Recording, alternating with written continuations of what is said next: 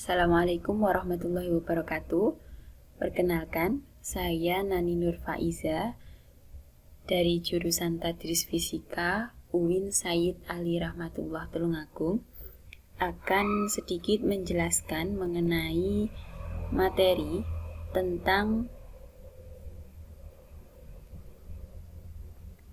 usaha dan pesawat sederhana dalam kehidupan sehari-hari.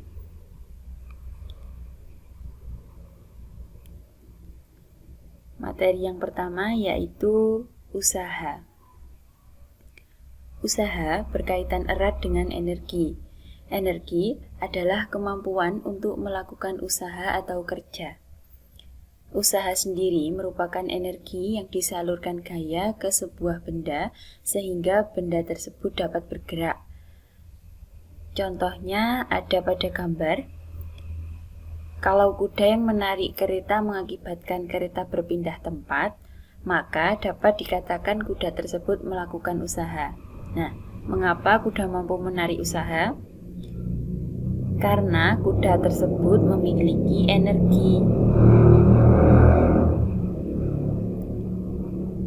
Selanjutnya, hubungan antara usaha, gaya, dan perpindahan.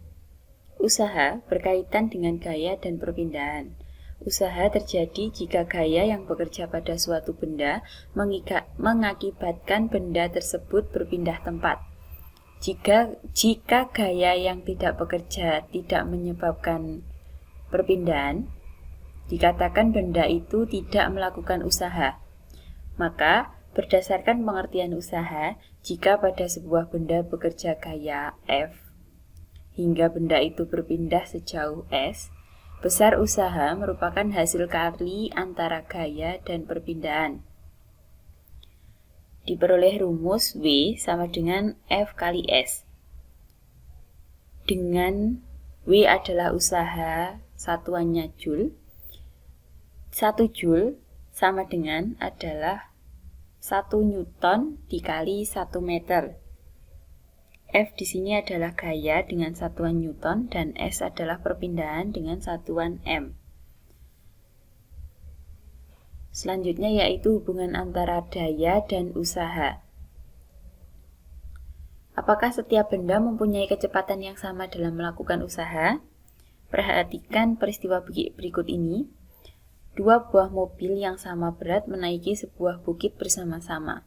Keduanya melakukan usaha yang sama besar. Akan tetapi, mobil A melakukan usaha yang lebih singkat daripada mobil B. Mobil A dikatakan mempunyai daya yang lebih besar. Maka secara matematis dapat ditulis sebagai berikut. P sama dengan W per T, dengan P adalah daya, W adalah usaha yang dilakukan, dan T adalah waktu yang diperlukan. Materi selanjutnya yaitu pesawat sederhana. Pesawat sederhana adalah segala jenis perangkat yang hanya membutuhkan satu gaya untuk bekerja. Contohnya, untuk memindahkan beban berat ke tempat yang lebih tinggi, maka digunakan pesawat sederhana yaitu katrol dan bidang miring.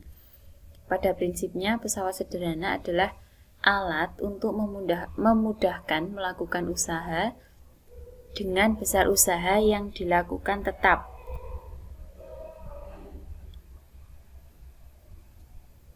Selanjutnya yaitu tuas atau pengungkit. Semakin panjang lengan kuasa, maka semakin kecil gaya kuasa. Nah, di sini dinyatakan rumus W kali LB sama dengan F kali LK. W di sini adalah beban, LB adalah lengan beban, F adalah gaya kuasa, dan LK adalah lengan kuasa. Keuntungan mekanis yang diperoleh adalah W per F sama dengan LK per LB. Maka semakin panjang lengan kuasa, semakin besar pula keuntungan mekanis, semakin mudah pekerjaan dilakukan. Jenis pengungkit.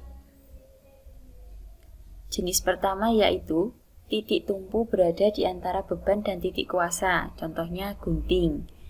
Jenis yang kedua yaitu beban di antara titik tumpu dan titik kuasa. Contohnya pembuka tutup botol.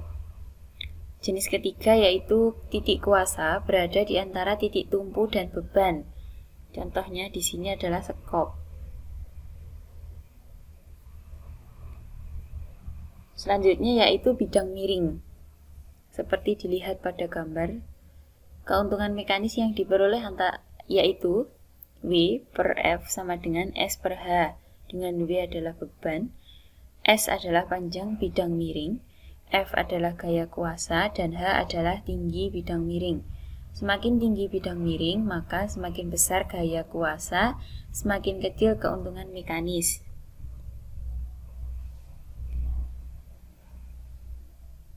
Selanjutnya yaitu katrol. Katrol dapat merubah arah gaya. Berdasarkan tempat kedudukan, katrol dibagi menjadi 3. Yang pertama yaitu katrol tetap, di mana titik tumpu berada di antara beban dan titik kuasa. Keuntungan mekanis yang diperoleh adalah LK per LB sama dengan 1. Yang kedua yaitu katrol bergerak. Katrol bergerak adalah beban berada di antara titik kuasa dan titik tumpu. Keuntungan mekanis yang diperoleh di sini yaitu LK per LB sama dengan 2. Yang ketiga adalah katrol ganda, gabungan antara katrol tetap dengan katrol bergerak. Keuntungan yang diperoleh yaitu jumlah tali. Selanjutnya yaitu roda gigi atau gear. Gear adalah sepasang atau lebih roda bergigi yang saling berhubungan yang berfungsi meneruskan gaya dan gerakan pada sebuah mesin. Efisiensi yang diperoleh yaitu output bermanfaat per input total. Materi selanjutnya yaitu pesawat sederhana dalam sistem rangka. Pada tubuh kita juga bekerja berbagai prinsip pesawat sederhana. Otot-otot leher bekerja ketika kita sedang mendongakkan kepala. Leher merupakan titik tumpu, dagu merupakan posisi beban, dan otot leher bagian belakang merupakan titik kuasa. Sistem ini merupakan pengungkit jenis pertama, seperti terlihat pada gambar. Sistem pesawat sederhana terdapat pada otot-otot leher yang termasuk pengungkit jenis pertama.